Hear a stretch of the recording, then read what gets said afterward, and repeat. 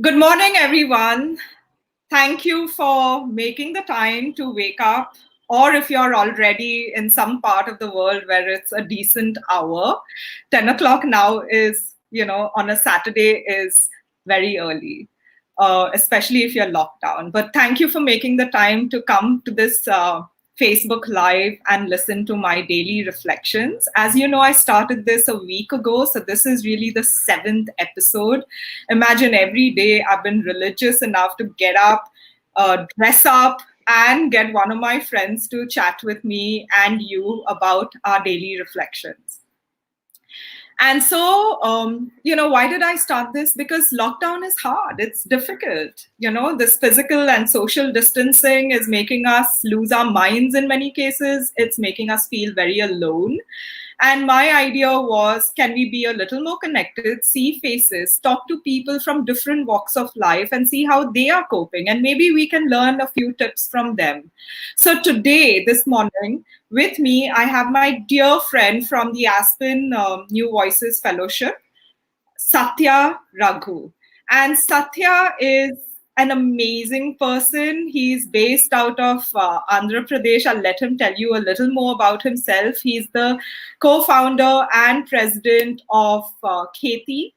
And welcome, Sathya. Good morning. Thank you for waking up and joining us. How are you feeling today? Hey Elsa, you're doing focus on things besides the ones which give despair alone. Yeah.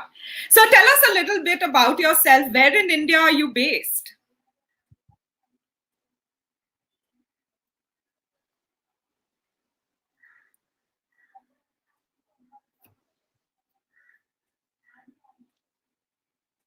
Hi, Sathya.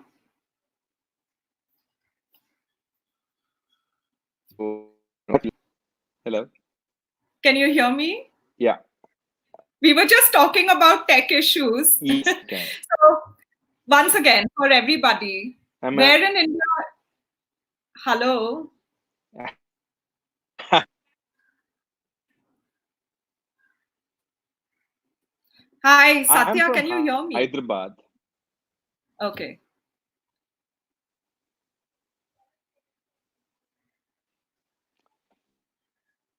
I can.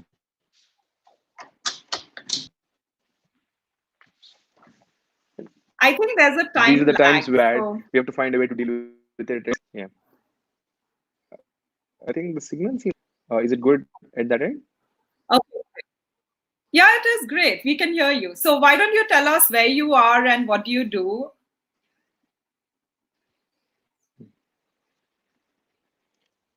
I'm the co-founder and president of Kheyti. At Kheyti, we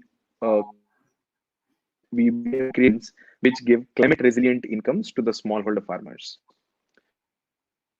We do this today by offering smallholder farmers a portion of their land using less water, and we provide end-to-end farm services like financing, seeds, fertilizers, growing market linkages. So by providing this package, saying that our farmers get to double their incomes quite seriously from just an additional 1 to 1.5 hours of work every day. And we prize smallholder farmers, and we are moving more and more towards working with women farmers. Hopefully, we are not greatly successful yet, but that's the direction we are in. That's great. I've been watching videos and images of farmers destroying their crops because there's no one to collect them, no buyers, and people are not willing to pay them the actual market rate. So, can you share a little bit about what your experiences with the farmers are and if they are okay? Because, food security is going to be a major issue. It is already a major issue, but in times of lockdown like this, it's going to be a major issue. Absolutely. Today, the communities that we work in are farmers. Very interestingly, after this lockdown started, frequently we started receiving videos from farmers where they have they're talking about the other farmers are experiencing versus what they are experiencing. So, so generally, just a moment, please. Yeah. So generally, to talk about what's happening villages in Telangana that we work, the vehicle movement is significantly restricted. While there are are included in essential goods and they should be allowed to move, it's not really that easy today. There's a lot of hassle, and the drivers are being beat at times. So that's really if one driver is beaten up, immediately maybe like a back of their mind they will know and and drive. So that is actually making the supply chain a challenge. The good thing is this: government is making effort in Telangana particularly to procure from the farm gate and give farmers a decent price. So that's an announcement. It is yet to be in implementation, but I really hope that gets implemented fast. If that gets implemented, probably a bulk of the problem could be solved for at least the crisis period. The second thing, from Khety's point of view, what we are doing is we requested government, we got the permissions for running our vehicles in those communities, the ultra poor smallholder farmers.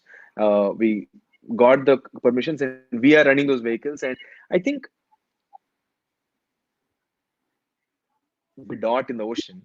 But if you look at the state of ocean, they are vulnerable population and they don't have any other stream of revenue.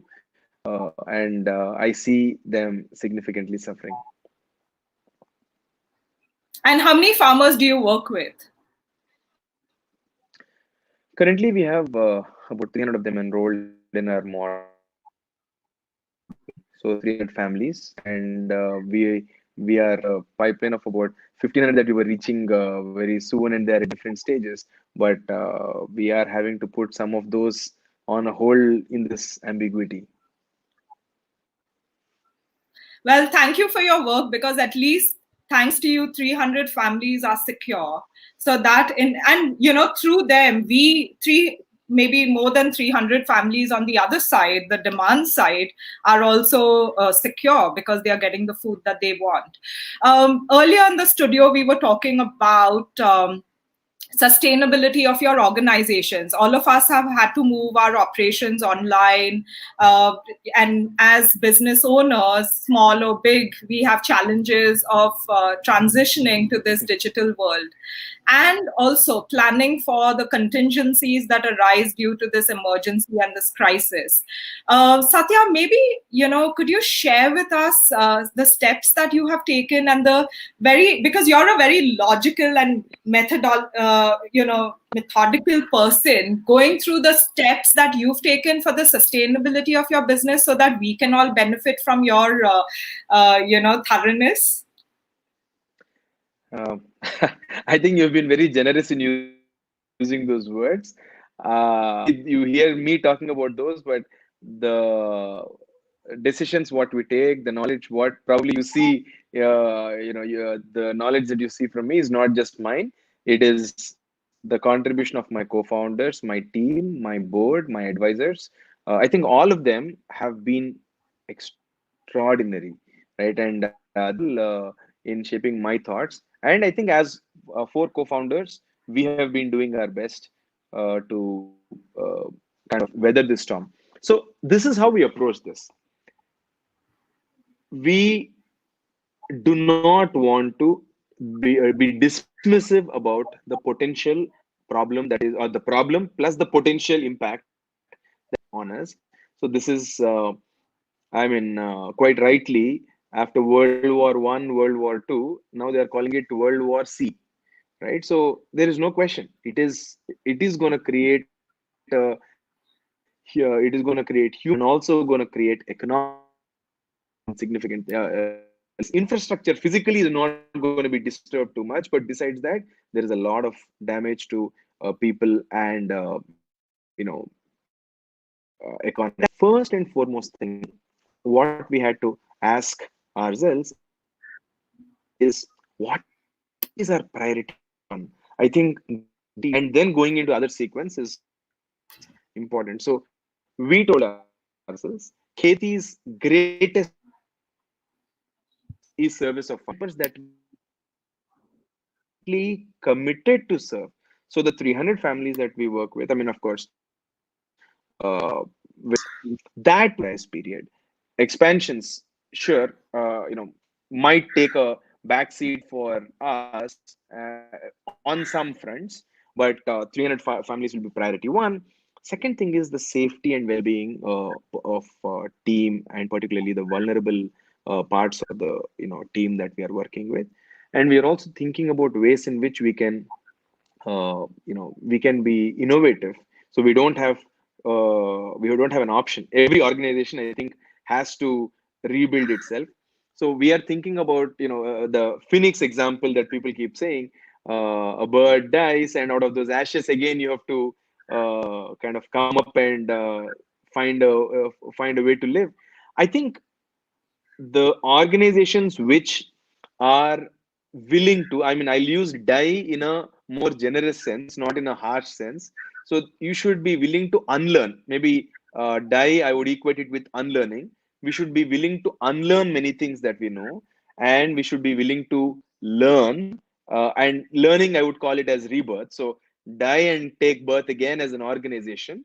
So I think the ones who are adaptable to that are the ones I feel would survive this. So that's exactly what we are attempting to do.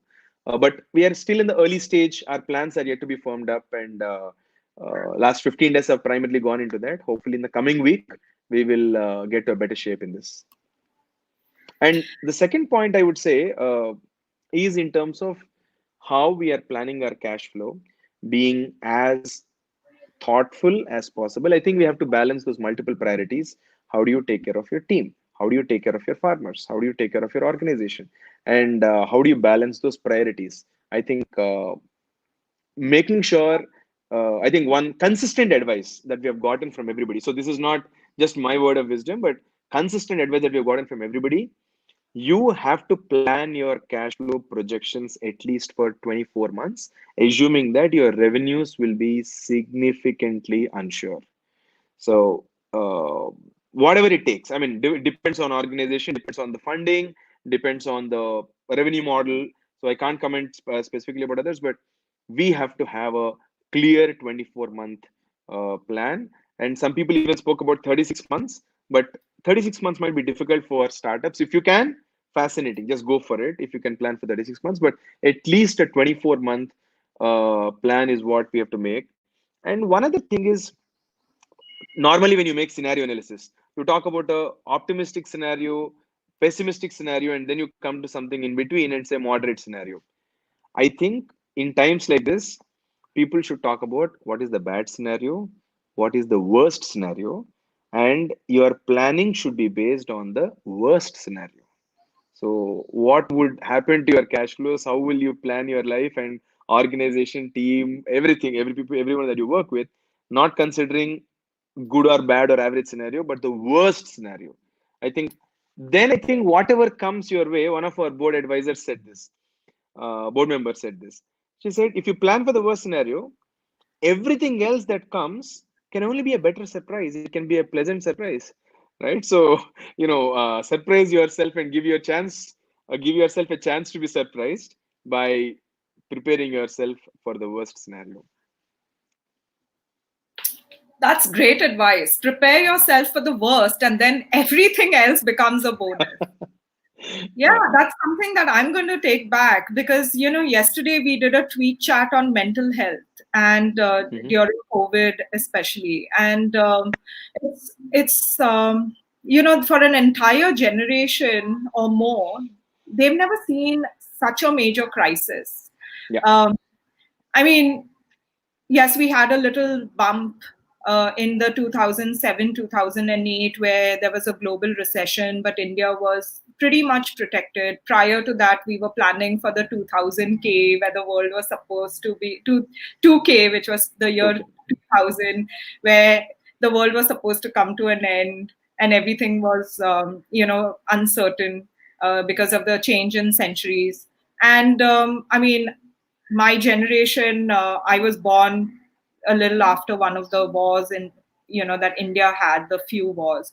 So we've not really seen austerity, we've not seen harsh circumstances, and so for many young people especially, it's a really hard time coping. What advice would you give them? What are the tips that you take for yourself? Because you're also, are you a millennial? I think you are. Not a I also heard multiple definitions for millennial, so I think that Okay, confuses you're me a probably little. borderline millennial. Yeah, I mean, I think I would feel happier if I'm, even if it is by mistake, if I'm judged as a millennial. Okay, so well, it's not a bad thing. It's just that people in Yeah, that age group, have not really had a lot of shocks in their system. So, what is right. the advice that you would give them, um, to cope during these unusual times? Yeah, I think first thing first, we should not act as if there is no problem. Right? We have to admit that there is a problem. Right? That said, problem should not suck us into a loops of worry. I mean, I'll put it maybe visually. A lot of times when we worry, I feel when people talk about loops, because it's always in circles. When you are always in that loop, you never get to take a decision. You are perennially deepening the sadness that is there in us. When you are just thinking, when you're only worrying and worrying and worrying, those are those loops. But what I think we should do in times, I and my co-founders are trying to do in times like this is, how do we uh, take high velocity decisions, and how do we ensure that team takes high velocity actions, high velocity decisions, high velocity actions? How do we stay in that mode? Because in that mode, what happens is you are not in these loops. In the then you are actually thinking about what are the possibilities in front of me. The ones that we were talking about. Maybe what is the worst case scenario, right? So what would you take? So basically, you are in a thinking mode. When you are in a thinking mode, you look at the options in front of you, and you start making those choices. You start taking those decisions. I think this is a great opportunity for leaders to reinvent themselves, and not get into analysis paralysis, and move into high velocity decisions and high velocity actions, which are thoughtful.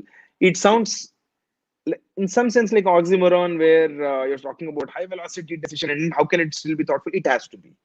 If we have to adapt, those are the organizations, those are the people who will probably adapt, and those are the teams and companies which will probably move beyond COVID.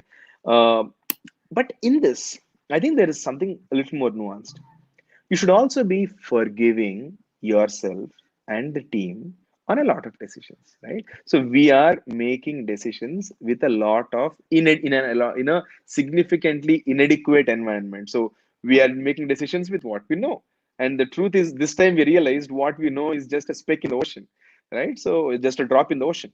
So don't let's not be harsh on ourselves. Let's forgive ourselves. Let's also have some level of forgivingness in the team.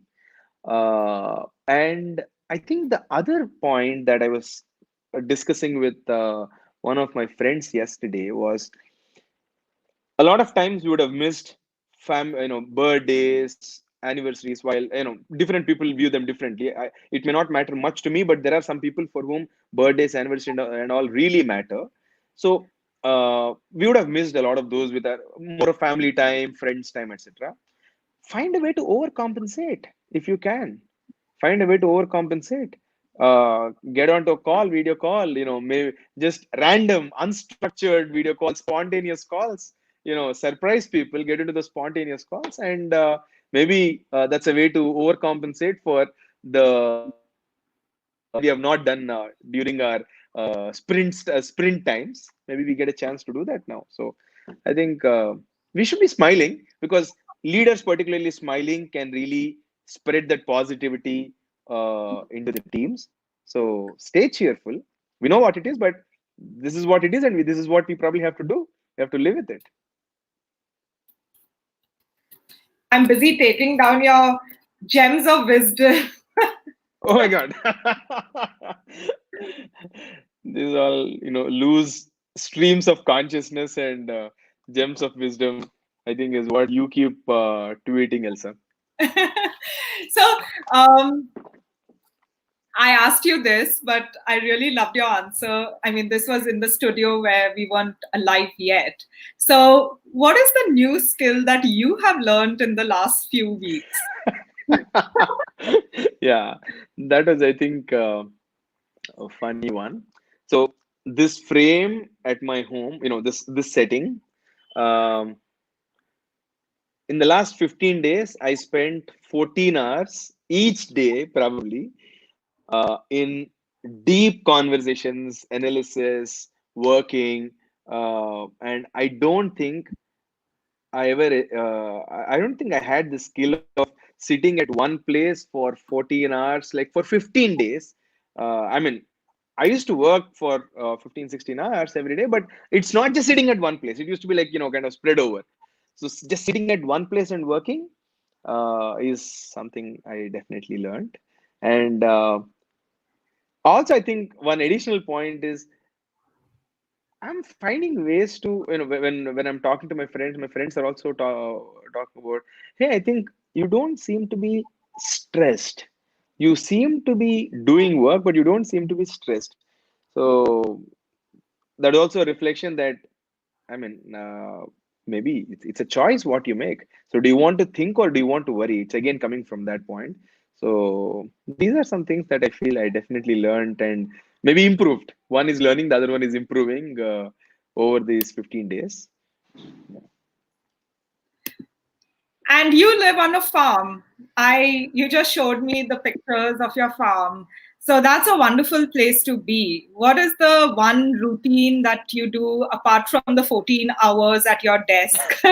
I think we are working harder than we've ever worked. I'm Zoom hopping. I call it Zoom hopping rather than pub Yeah, hopping because it's like multiple Zoom meetings all over the place.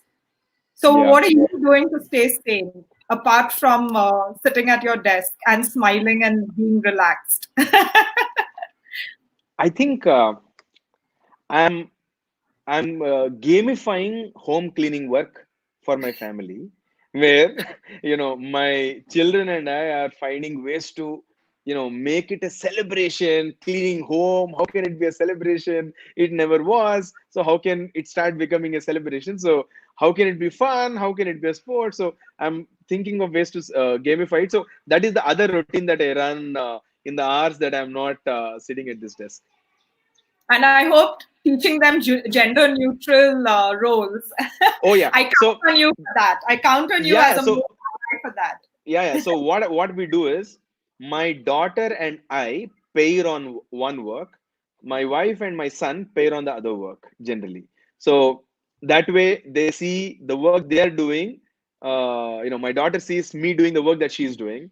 My son sees his mother doing the work that he's doing. So I think that is how we kind of paired ourselves up, and in a small way, yes, being gender sensitive in these times too. Satya, that's really an amazing way to look at it. I've never heard anybody else tell me that. I'm going to tweet that out for sure. And it's a nice, fun way to get things done, right? Yeah, To actually implement the gender neutral role. And my yeah, last thought, yeah, you and I are both Aspen New Voices Fellowship. We both love it. It has given us a new avenue for thought leadership. yeah. Can you share with us your latest piece or what you've been doing, with the fellowship? I think definitely in terms of the capability to articulate thoughts, Aspen New Voices has given, I can say conveniently for us, a Hi, great get skill. yourself on the camera because we always try to relate our house and Yeah, our yeah.